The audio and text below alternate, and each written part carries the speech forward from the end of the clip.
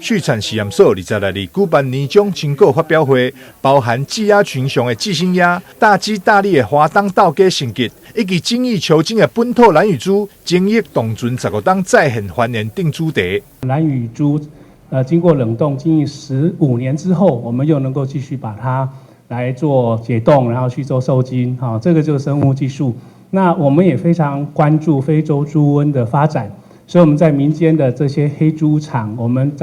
把这些非常珍贵的这些种公猪的精液或是卵或是胚，我们来做进一步的保存这个就是为了要预防万一非洲猪瘟进来的时候，我们都还有这些种源的这些生殖的细胞，我们可以做后续的这个应用，这些都是超前的部署。那我们也很重视刚刚讲的有机，我们也有相关有机饲料的开发。除了猪、鸡、鸭等成果发表，畜产实验所2020年某4项研究得到农委会制裁权保护运用奖励，得到优质农业研发成果管理单位奖的肯定，表现是相当的优良。台南新闻张硕维采访报道。